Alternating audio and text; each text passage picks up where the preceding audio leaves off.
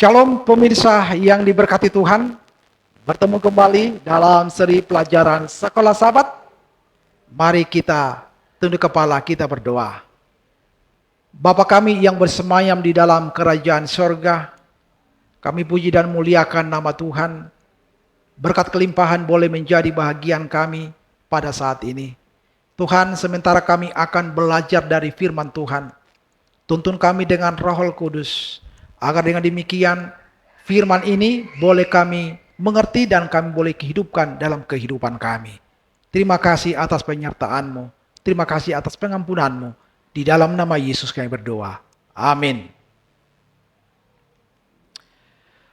Saudaraku dalam Yesus Kristus, pelajaran sekolah sahabat kita, Jumat tanggal 18 Agustus 2023, pendalaman. Saudaraku, biarlah percakapan Anda sedemikian rupa sehingga Anda tidak perlu bertobat. Janganlah kamu mendukakan Roh Kudus Allah yang telah memeteraikan kamu menjelang hari penyelamatan.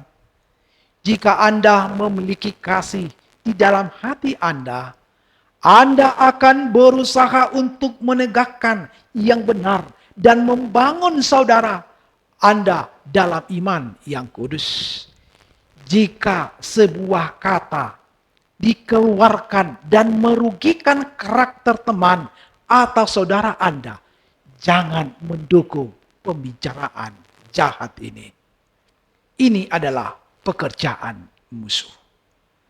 Mohon ingatkan orang yang mengatakannya bahwa firman Tuhan melarang percakapan semacam itu. Ellen G. White, Advent Review dan Sabbath Herald, 5 September 1888.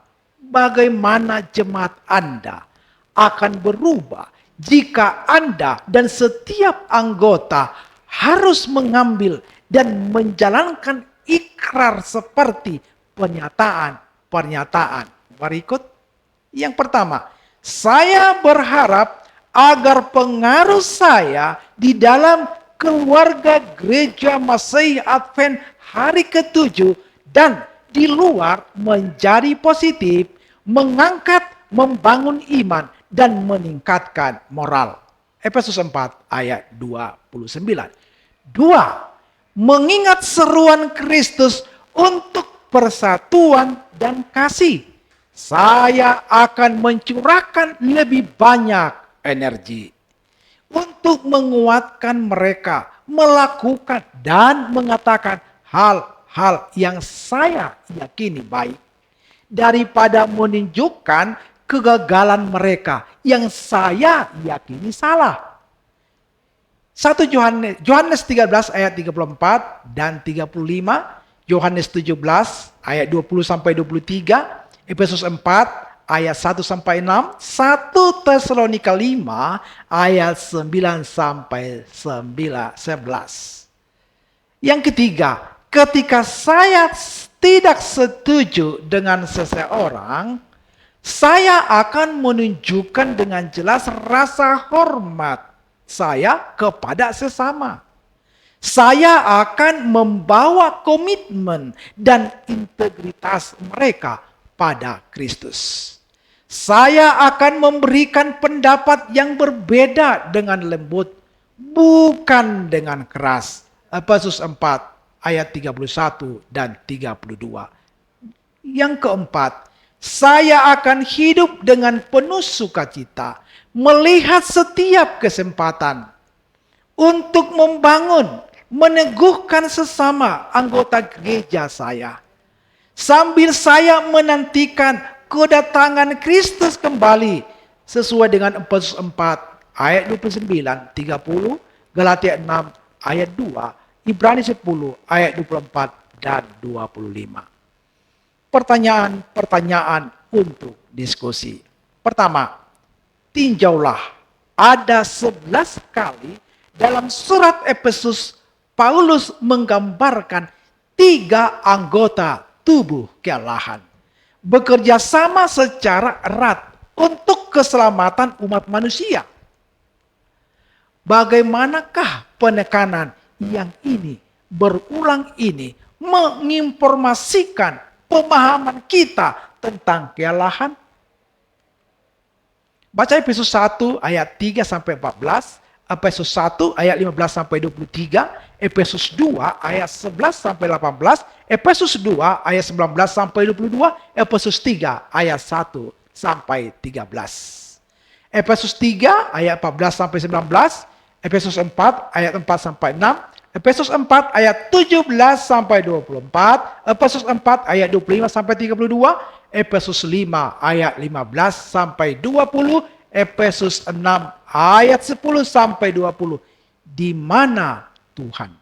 Efesus 6 ayat 10 merujuk kepada Kristus. Nomor 2.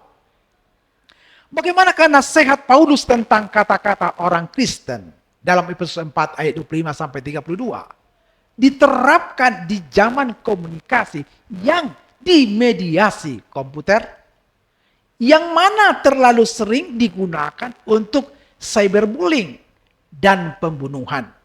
Karakter online dengan nama yang tidak dikenal. Demikianlah pelajaran pendalaman saat ini. Kiranya Tuhan memberkati kita. Kita tutup di dalam doa. Bapa kami dalam surga, terima kasih kami sudah menyelesaikan pelajaran kami saat ini. Pertolongan Tuhan boleh menjadi bagian kami.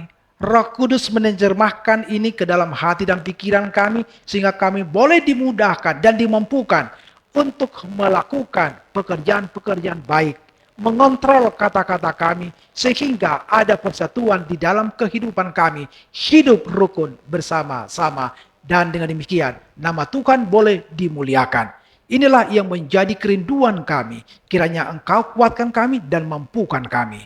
Terima kasih atas segala kebaikan-Mu. Biarlah Tuhan memberkati seluruh aktivitas pekerjaan kami.